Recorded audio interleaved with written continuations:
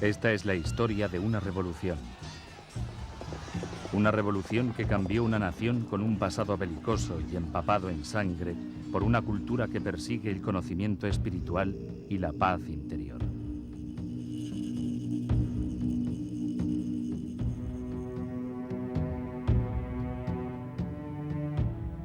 Es la historia de un antiguo príncipe que se convirtió en Dios, inspirando un linaje de reyes divinos que todavía gobierna y guía a través de la doctrina del amor y la compasión. Oculta durante centenares de años, aquí, en la cima del mundo, creció esta civilización rica en sus tradiciones únicas y cultura exótica. Solo durante este siglo ha sido levantado el velo del secreto y el misterio. Y esta es la historia de un pequeño niño campesino que se convierte en el último dios rey en la Tierra de las Nieves. Nacido para gobernar el reino ermitaño, en lugar de eso, sería testigo de la destrucción de una de las culturas más antiguas del mundo. Esto es el Tíbet y el fin de los tiempos, nuestra última civilización perdida. Tíbet, el fin de la historia, primera parte.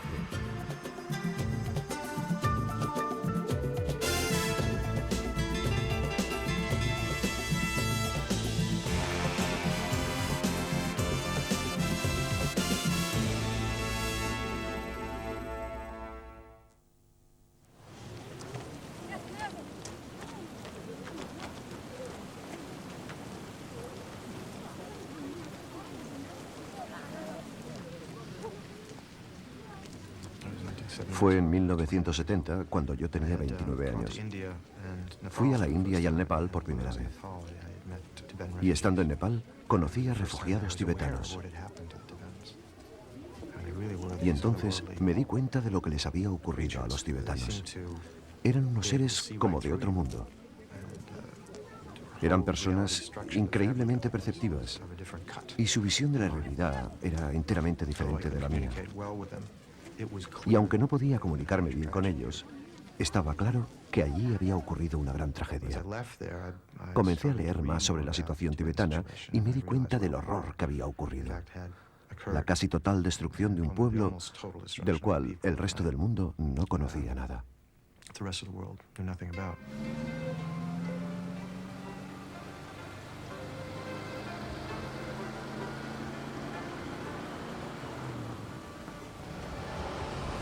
Estamos en India, en la zona más occidental del Himalaya.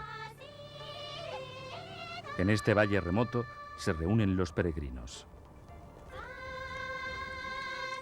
Han pasado por desfiladeros de más de 5.500 metros de altitud, los más altos del mundo.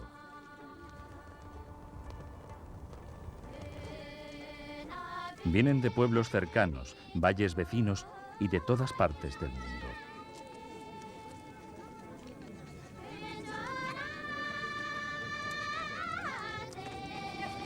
Vienen aquí porque son budistas, seguidores de una religión con 2.500 años de tradición.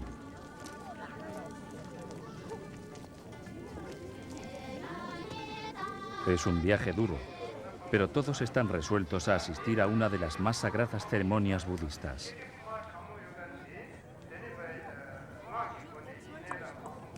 Se trata del Kalachakra, que significa la rueda del tiempo.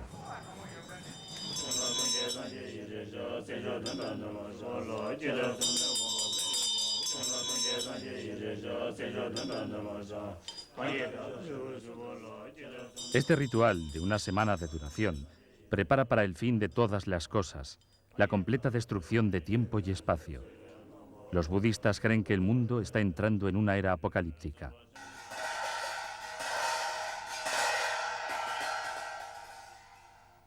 Durante toda la semana, estos monjes trabajan noche y día.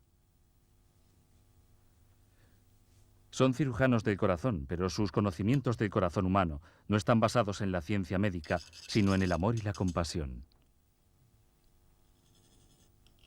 Trabajan no para salvar a un paciente en particular, sino para sanar el corazón de un mundo en crisis. para salvar a cada ser vivo del samsara, el ciclo del nacimiento, vida, muerte y reencarnación, el mundo del sufrimiento. Con un cuidado meticuloso, utilizando granos de arena coloreados, crean un complejo diseño llamado mandala.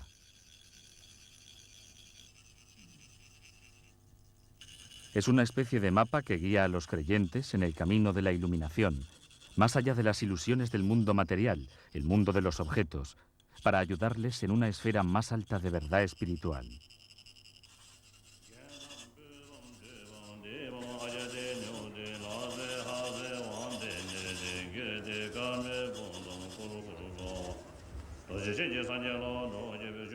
Presidiendo el Kalachakra está el hombre cuyos discípulos creen la encarnación del mismo Buda, el Dalai Lama, el dios rey del Tíbet. Hoy, como otros 150.000 tibetanos, el Dalai Lama es un refugiado político, exiliado en la vecina India desde hace casi 40 años. El actual Dalai Lama, un título que significa océano de sabiduría, es el líder religioso y político de 6 millones de tibetanos. Sus seguidores creen que durante los últimos 600 años ha muerto 13 veces y en cada ocasión su alma retorna a un nuevo cuerpo, la encarnación.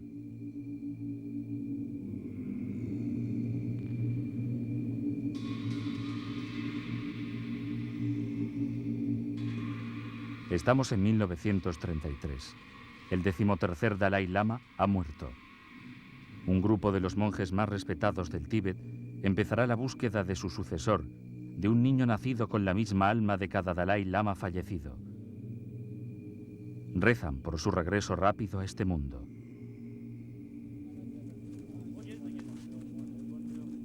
Los grupos de búsqueda se extienden por toda la región.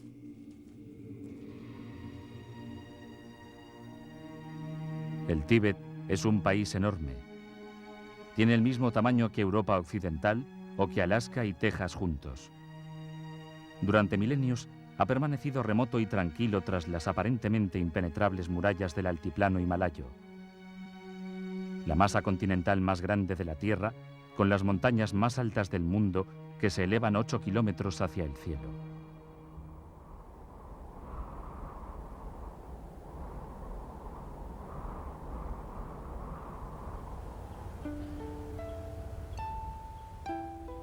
Siempre un lugar misterioso, el Tíbet fue el modelo para Shangri-La, la tierra del abominable hombre de las nieves, de extraños rituales y ritos mágicos, un mundo de místicos levitantes y de monjes cuyas almas podían dejar sus cuerpos y volar hacia reinos míticos.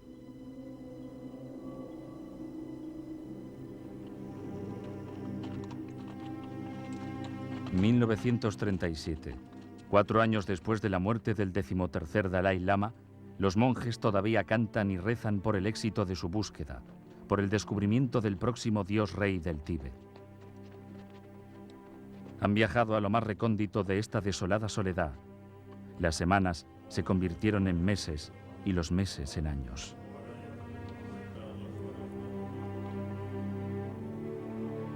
Los tibetanos creen que cada ser vivo tiene una sola alma y que esta esencia pasa como una llama de un cuerpo al siguiente en el ciclo continuo de nacimiento, muerte y reencarnación. Las acciones del alma en una vida determinan el cuerpo en el que se reencarnará. Una persona malvada puede reencarnarse en un animal humilde, mientras que un alma bondadosa puede regresar como una realeza. Purificada por actos de bondad en incontables vidas pasadas, un alma alcanza la iluminación, una especie de estado divino conocido como nirvana, donde el alma es liberada del mundo material. La categoría más alta entre los iluminados la ocupa el Dalai Lama. Los tibetanos creen que regresa al mundo por compasión, para acercar a los demás a la iluminación.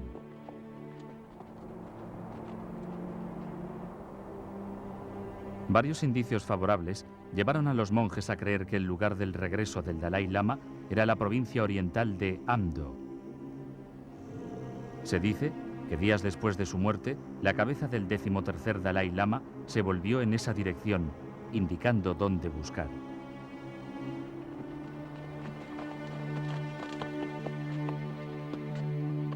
La imagen de un monasterio con un característico techo turquesa aparece reflejada en las aguas de un lago sagrado. El grupo de búsqueda sabe que se está acercando.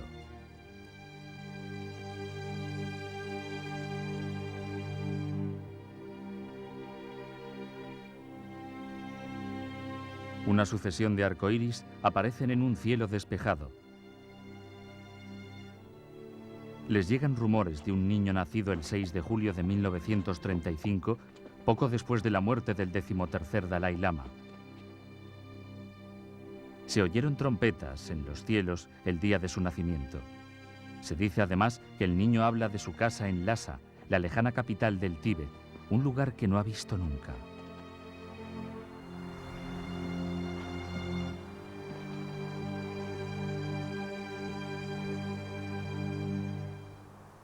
Su nombre es Lamo Doudub.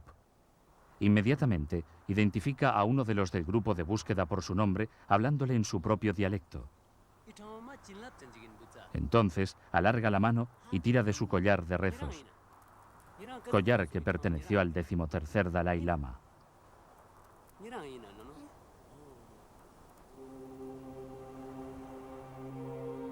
Pero una prueba final espera al joven Lamo Doudub. Ordenados delante suyo hay varios objetos. Entre ellos, algunas de las antiguas posesiones del anterior Dalai Lama. El niño solo selecciona estas últimas. Para los monjes, es como si el Dalai Lama simplemente hubiera reclamado lo que era suyo. Su larga búsqueda ha terminado. Lamo Doudub es renombrado Tenzin Gyatso y se prepara para ser el 14º Dalai Lama.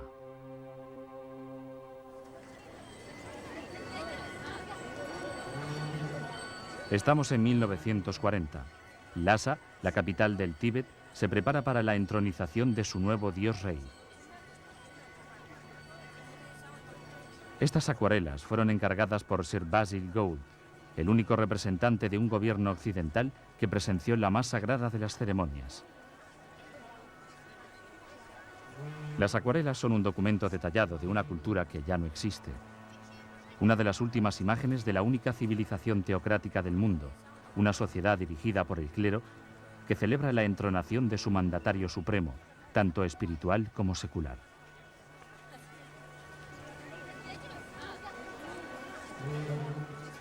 El hijo de un mulero de la más remota provincia oriental del Tíbet, el joven Lamo Doudub, ha recorrido un largo camino desde la choza de 2 habitaciones que compartía con sus padres y 4 hermanos y hermanas a este magnífico templo de 7 pisos de altura con más de 1000 habitaciones llenas de tesoros. Se trata de Potala, el gran palacio de invierno de Lhasa. Pero esta no es la típica historia que lleva de la pobreza a la riqueza, ni tampoco tiene el final de un cuento de hadas. Caminando a través de los vastos vestíbulos y cavernosas salas de rezo de Potala, estatuas del pasado de santos tibetanos y maestros budistas, bajo sepulcros que contienen los restos mortales de sus 13 previas encarnaciones, el joven Dalai Lama soporta el peso de una antiquísima tradición sobre sus frágiles hombros.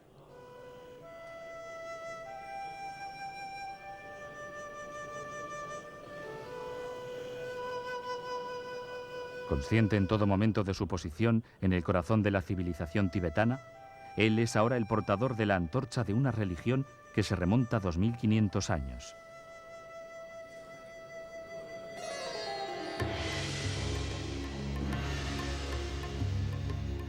Los orígenes del budismo nos llevan al año 600 a.C., a las llanuras del nordeste de la India. Aquí ocurrió un suceso tan trascendental para los budistas como el nacimiento de Jesucristo para los cristianos. Hace 2500 años, un príncipe indio se sentó bajo un árbol sagrado. Invirtió varias vidas en la búsqueda de la verdad y prometió no levantarse hasta no haber solucionado el misterio de la existencia. Inmerso en una profunda meditación, conquistaría las oscuras fuerzas de lo engañoso. Al alba, cuando Venus apareció en el firmamento, él fue recompensado por su gran paciencia. Tocando el suelo, invocó a la tierra como testimonio del momento sagrado de su iluminación. Su nombre era Buda.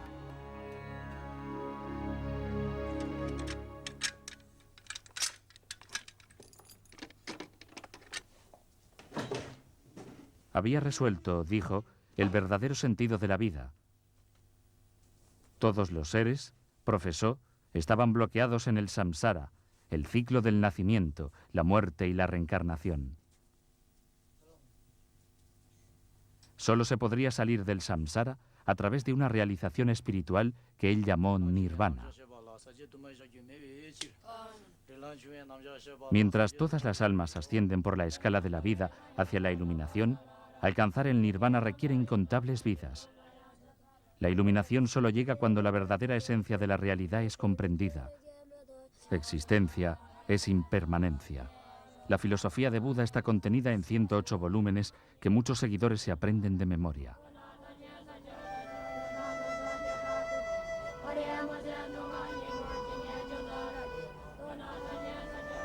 Tendrían que pasar 1500 años para que el budismo emigrara de las calurosas y polvorientas llanuras de la India a las montañas del Himalaya, donde finalmente se enraizaría.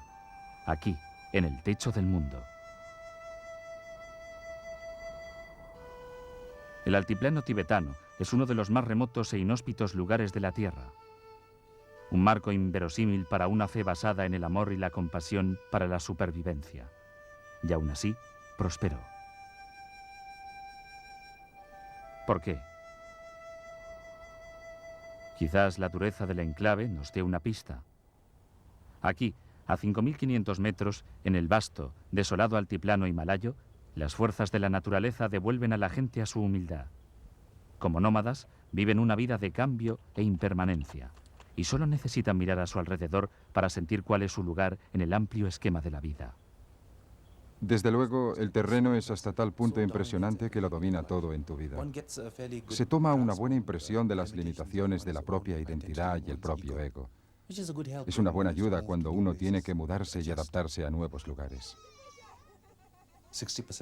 El 60% de los tibetanos son nómadas. Uno de los factores más importantes que contribuyen a la resistencia de los tibetanos es su capacidad de adaptación a nuevos entornos. Se trata, según pienso, de la idea filosófica de la impermanencia.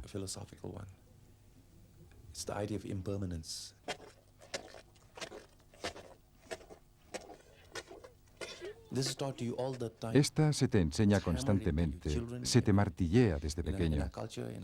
Está en nuestra cultura tradicional, en nuestras canciones, incluso en nuestras expresiones cotidianas. Todo es impermanencia en Mitakpa. Viene y se va. El sufrimiento es impermanencia. La felicidad es impermanencia.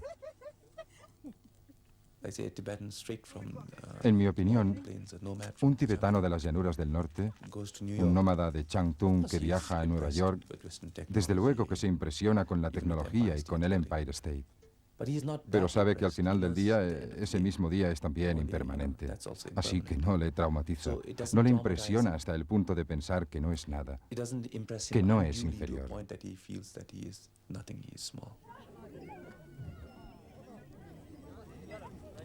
La creencia budista en la impermanencia y el fin de todas las cosas está equilibrada por una creencia igualmente fuerte en la reencarnación y en la renovación. Un visitante importante ha llegado a este campamento nómada, un alto lama reencarnado, o Rinpoché, como son conocidos. Es un momento de emoción y gran honor. Durante todo el día, los nómadas visitan la tierra del lama ofreciendo katas, las bufandas blancas de respeto.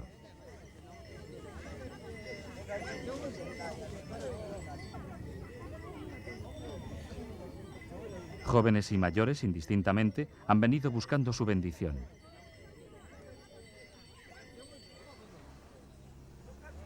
Que el Rinpoché sea solo un niño pequeño no es importante.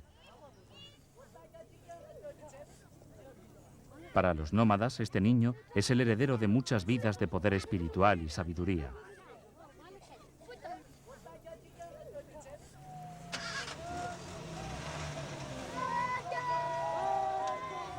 En las décadas de 1930 y 1940 se estimaba que había entre 5 y 6.000 de estos lamas en el Tíbet.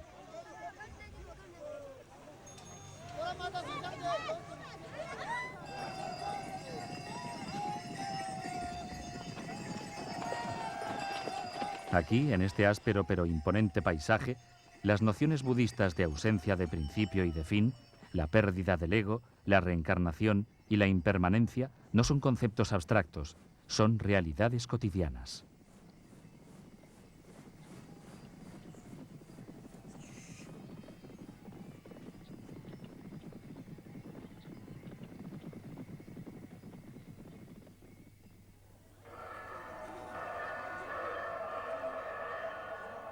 En un valle a menor altitud, a tan solo 3.800 metros, el Kalachakra está en su cuarto día.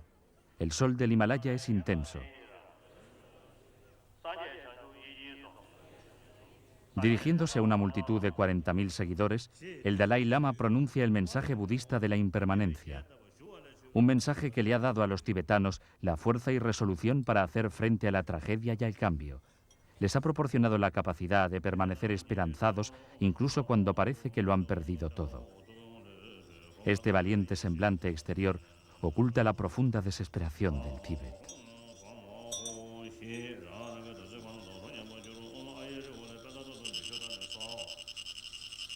En el pasado, el Kalachakra se celebraba cada 20 años. Hoy, la rueda del tiempo gira más rápida. La ceremonia se celebra anualmente. Es la manera de encauzar una crisis lo que ha llevado a la civilización tibetana al límite.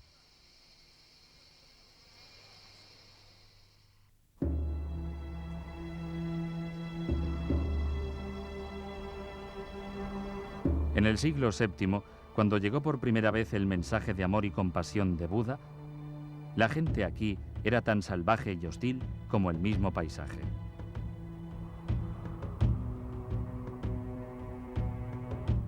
Las primeras visiones externas del Tíbet provienen de antiguos documentos de la dinastía china Tang. Un retrato que tiene poco que ver con la sociedad tranquila que se desarrollaría aquí. Hay cientos y miles de hombres dispuestos a empuñar armas. Para el reclutamiento de tropas utilizan una flecha dorada. Sus arcos y espadas nunca los abandonan. Aprecian la fuerza física y desdeñan la vejez.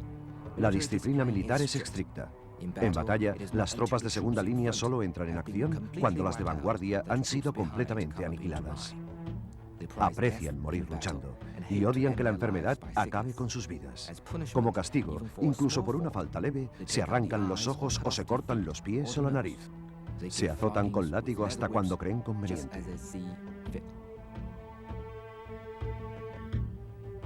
Los tibetanos eran unos conquistadores temidos en Asia, derrocaron la dinastía Tang y tomaron su capital varias veces. Derrocaron también diversas dinastías indias y conquistaron las ciudades de la Ruta de la Seda. Destruyeron el califato de Bagdad en un par de batallas. Eran un grupo muy duro, parecido al de Gengis Khan en el primer milenio.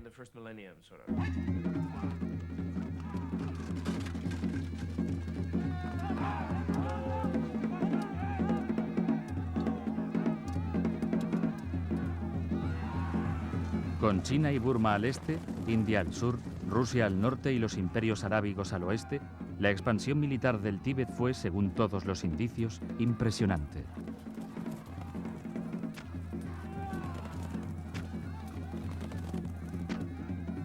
Tras miles de años, consiguieron algo durante el siglo XVII que les llevó a ser catalogados como una de las grandes civilizaciones de hoy. Fue fundamentalmente su desmilitarización.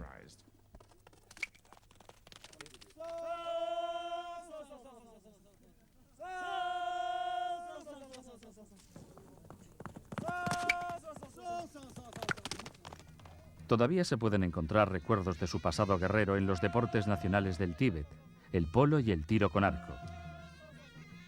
Pero no fue esta precisamente la dirección que la civilización decidió escoger. El Tíbet era único en el planeta. Ningún otro país cambió de la manera que lo hizo el Tíbet.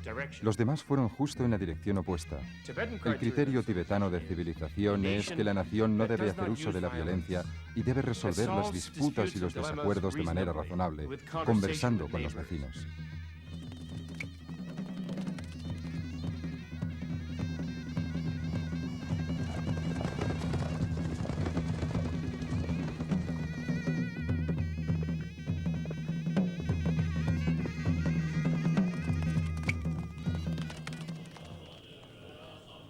Desde las ruinas de su pasado agresivo, nacieron monasterios en todo el territorio.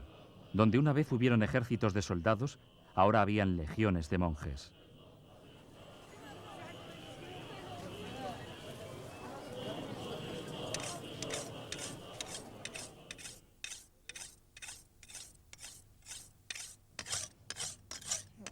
A finales del siglo XVII, la transformación del Tíbet era completa.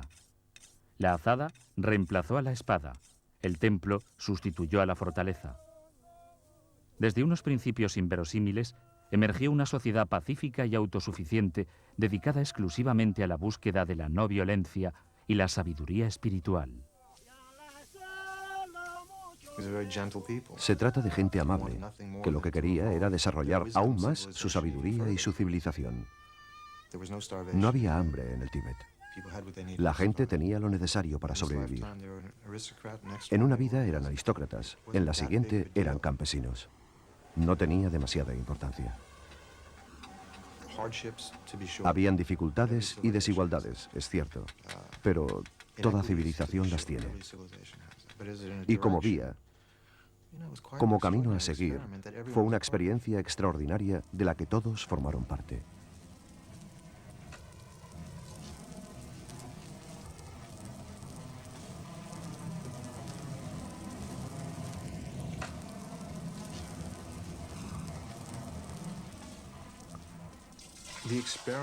El experimento del Tíbet, parte del cual fue, como núcleo esencial, el ser una religión, el de crear una sociedad basada en los ideales del Bodhisattva, de un iluminado, de un altruista.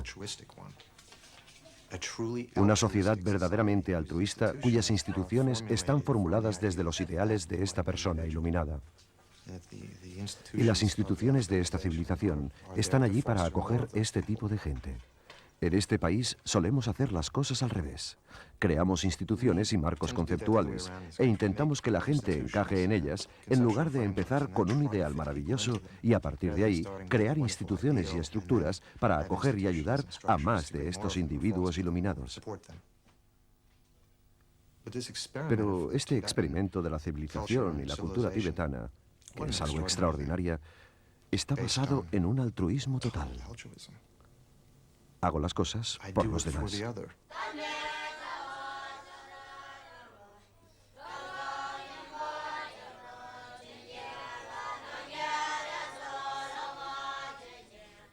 A principios del siglo XX, había más de 6.000 monasterios en el Tíbet. Un cuarto de la población entraba en órdenes religiosas para llevar una vida de celibato y devoción espiritual. Era un motivo de gran orgullo para cada familia el que al menos un hijo entrara en el sacerdocio, a menudo antes de cumplir los 5 años. Este era el mundo en el que nació el 14º Dalai Lama. Me trataban como lo que era, un niño pequeño. Utilizaban a menudo la palabra fracaso cuando competíamos, y yo perdía con frecuencia. A veces me sentía tan infeliz que lloraba, pero a ellos no les importaba.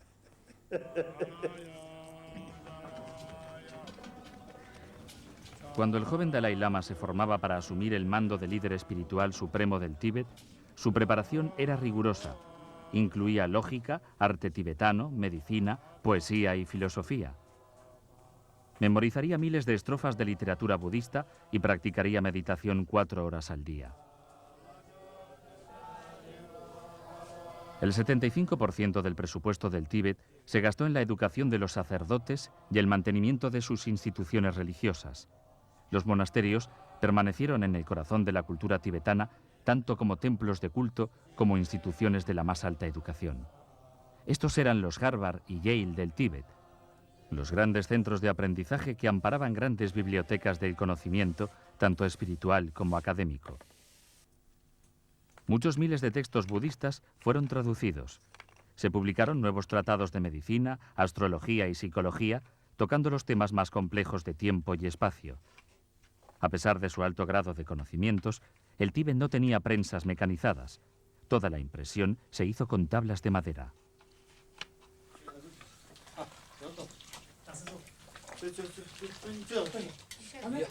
El Tíbet desafía todas las nociones convencionales de la civilización moderna. Intelectualmente avanzados, espiritualmente sofisticados y, por otro lado, en muchos aspectos innegablemente primitivos.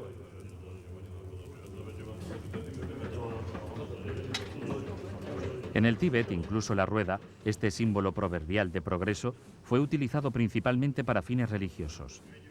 Las ruedas de oración, tanto las pequeñas como las más grandes, giran incesantemente conteniendo cientos de miles de invocaciones. Cada vuelta es una especie de Ave María budista. En vez de defender nuestras fronteras, nos hemos dedicado a enseñar y aprender. En vez de lanzar invasiones, construimos monasterios. Canalizamos toda la energía de nuestras mentes hacia la contemplación de la compasión, de la impermanencia y de la esencia de la vida y la muerte.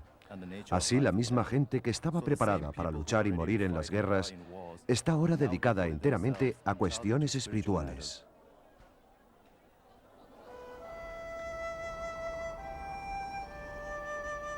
En muchos sentidos, los primeros años de Tenzin Gyatso fueron similares a los de miles de novicios que se preparaban para el sacerdocio, excepto en un detalle esencial.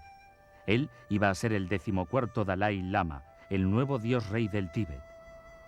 No pudiendo recorrer las calles de Lhasa como los demás niños de su edad, el joven Dalai Lama escalaría hasta el techo del Potala con un telescopio para ver el reinado que había nacido para dirigir. Más allá de las estrechas calles de Lhasa, podía divisar los comienzos del otro Tíbet, el Tíbet de los grandes espacios vacíos. El Tíbet de los nómadas y los comerciantes.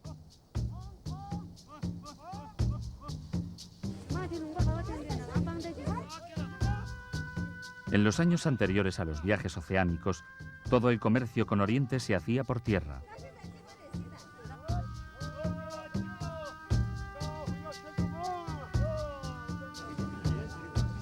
Las legendarias rutas de la seda iban de Venecia a Pekín, con caravanas de camellos llevando vidrio, pieles, espejos, coral rojo, sal, seda, especias y alfombras.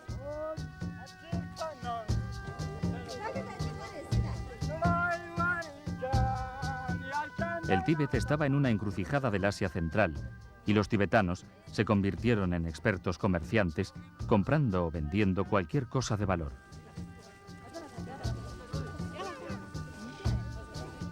Pero la mercancía más importante con que los tibetanos podían comerciar era la religión y el poder espiritual de su sacerdocio.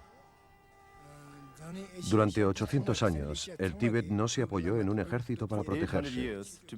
Durante 800 años, el territorio del Tíbet, su religión y cultura estuvieron defendidos por medios espirituales. Los lamas y altos sacerdotes tibetanos se convirtieron en las más poderosas y veneradas figuras del Asia Central. Los reyes de los países vecinos, como los emperadores de China y los khanes de Mongolia, fueron discípulos de los lamas tibetanos y a cambio cumplieron su promesa de proteger al Tíbet de las invasiones. Durante siglos, los tibetanos han sido intrépidos viajeros, realizando recorridos que requerían de un enorme coraje y una gran resistencia. Pero para los budistas, el viaje más importante era el que harían tras la muerte. Estamos cerca de la frontera entre la India y el Tíbet. Los monjes budistas guían a los acompañantes del féretro hacia la incineración. El cadáver está colocado en posición fetal.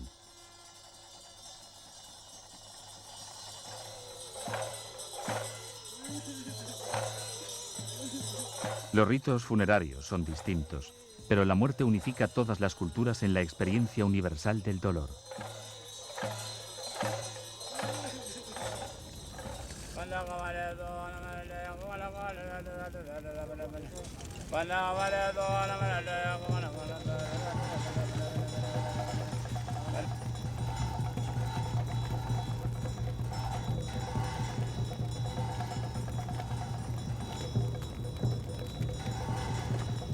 La incineración es solo una entre varias maneras de deshacerse de los cadáveres en el Tíbet.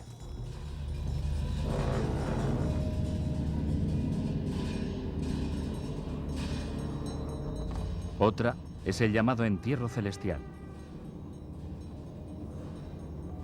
El cadáver del fallecido es llevado a un lugar especial y luego troceado y dejado a los pájaros. En Occidente esto puede resultar chocante. Para los budistas tibetanos es el acto final de caridad, dejando que la materia propia, ya sin valor, quede para beneficio de otros, en este caso de los buitres.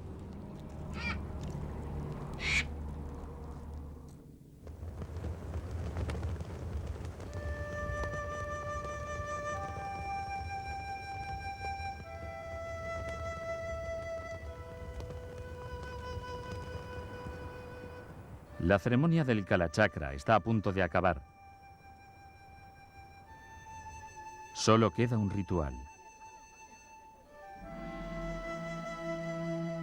El gran mandala ya ha sido terminado. Para los 40.000 peregrinos no puede haber mayor privilegio que el ver el mandala del Kalachakra.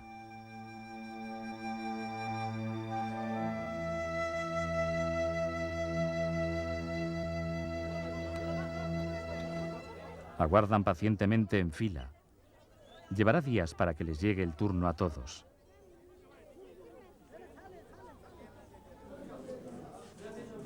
Pero asistir a esta enseñanza sagrada, finalmente ver el mandala del Kalachakra, será la culminación de sus vidas religiosas. Como el ganar un lugar en la barca de salvamento espiritual que nos ha de llevar de este mundo al próximo.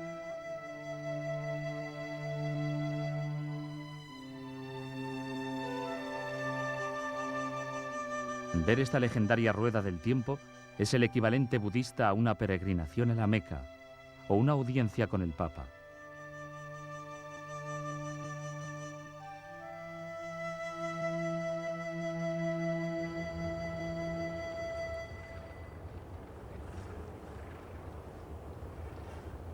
Todos los budistas dedican su vida a prepararse para la muerte. Esta es su manera de aceptar la impermanencia de todas las cosas. De la misma manera, el Tíbet, a lo largo de los años, siempre ha predecido la inevitable destrucción de su propia civilización. El genocidio caería sobre Shangri-La. Un holocausto, rompiendo la paz y el silencio de un mundo que apenas conocía el sonido de una máquina, y no digamos ya el de una ametralladora. Un país que creció tranquilo en un rincón atemporal de la historia fue sacudido hacia el presente y despertado en su peor pesadilla. Estamos en 1949. China, la nación más poblada de la Tierra, con un imponente ejército endurecido por la lucha y equipado con un modernísimo armamento, invade a su indefenso vecino. Alegando antiguas reivindicaciones territoriales, los chinos conquistan rápidamente lo que ellos llaman la Casa del Tesoro de Occidente. Durante años, los monjes tibetanos han rechazado airosamente la agresión china, cambiando poder espiritual y bendiciones por paz y protección. Pero en el fervor revolucionario del nuevo orden comunista de China, la religión está considerada como un veneno y el Tíbet una sociedad atrasada y supersticiosa con necesidad de una reeducación. En 1933, 16 años antes de la invasión china, el 13º Dalai Lama había predecido la destrucción de su compleja y única cultura. Si no nos arriesgamos a proteger nuestro territorio, nuestros líderes espirituales pueden ser exterminados sin dejar rastro. La propiedad y autoridad de nuestros monjes y lamas reencarnados puede ser eliminada. Nuestro sistema político desaparecerá por completo. Las propiedades de toda nuestra gente serán incautadas y la gente forzada a la esclavitud.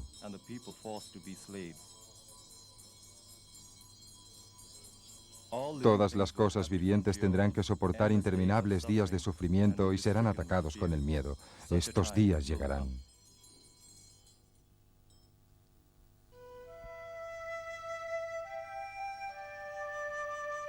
Tras 10 años de ocupación china, el Dalai Lama decidió que no tenía otra alternativa que abandonar el Tíbet. En 1959, bajo el manto de la noche, el Dalai Lama, sus guardaespaldas y sus cortesanos huyeron de la ciudad sagrada hacia la India para no volver nunca. Solo tenía 23 años. Aunque ya había presenciado los cambios más grandes que el Tíbet había experimentado en su larga y pacífica historia. 100.000 tibetanos le seguirían buscando asilo en la India, dejando a 1 millón que moriría con las atrocidades y hambrunas que vendrían después. Hasta ahora no tenemos conocimiento de qué ha pasado realmente en el Tíbet. Nuestra versión tibetana del Holocausto es sumamente imprecisa. No es muy distinta a la de los nazis. La información que poseemos sobre todo lo que les pasó a los judíos, todos los campos de exterminio, la tenemos principalmente tras la guerra, cuando los archivos del rey pudieron ser abiertos y estudiados. Cuando los soldados aliados visitaron los campos y las fosas pudieron ser desenterradas. Pero nada de esto ha ocurrido en el Tíbet.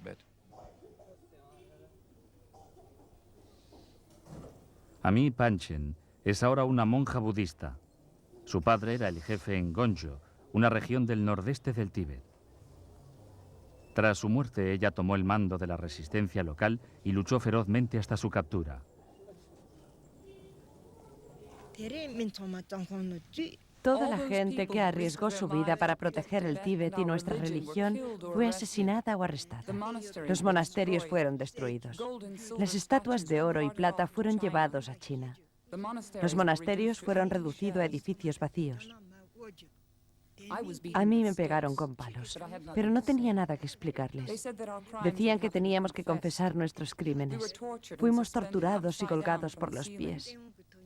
Me encadenaron las piernas durante más de 1 año. No había comida en mi estómago. A veces caía inconsciente. Algunos presos me dijeron que incluso habían estado tentados de comerse sus propios excrementos. Tal era el hambre en la prisión. Ahora soy vieja. Cuando entré en prisión solo tenía 25 años. Cuando salí era una mujer vieja. Me he pasado la vida en prisión.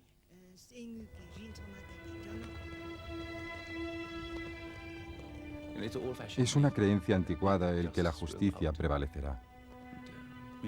Quizás tengamos un lugar en la historia en el futuro. Pienso en la verdad del Tíbet y en las terribles calamidades que sufrió. Ahora los números son muy inexactos. Los cifran en 1.200.000 personas.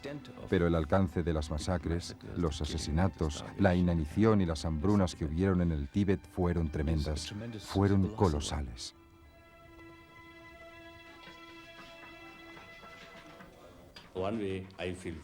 Por un lado, me siento muy desgraciado, muy desafortunado, porque he nacido en un periodo en el que la nación tibetana ha pasado por las experiencias más destructivas.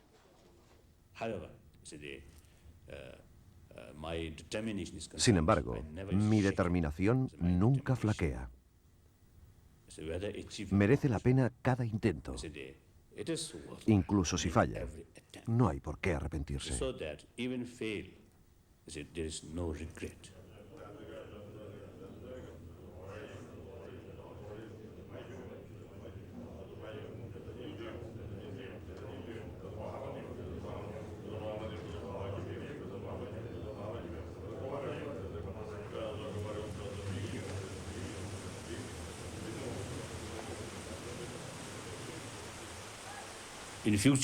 En el futuro, el Tíbet será un nuevo Tíbet. Nunca volverá el viejo Tíbet. No es posible ni necesario.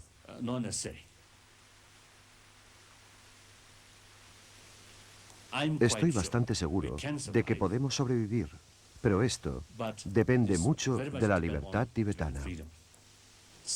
Si conseguimos algún tipo de autogobierno a través de una negociación con China, estoy bastante seguro de que podremos sobrevivir.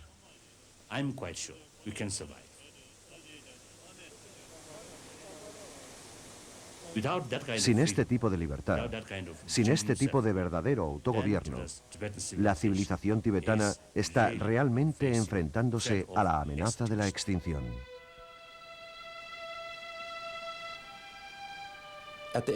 Al final del día, una civilización descansa sobre su propio suelo. La tierra es el principal requisito de una civilización. Y no solo desde un punto de vista nacionalista, también el del mero apego a la tierra. Tiene un olor propio. Tiene millones de cosas que ni siquiera podemos imaginar. Damos tantas cosas por sentadas cuando disponemos de ellas. Los tibetanos necesitan la tierra, así como creo que los tibetanos permanecen fieles a la idea de recuperar su país, de liberar a sus hermanos del interior del Tíbet. También pienso que esta civilización no está perdida del todo.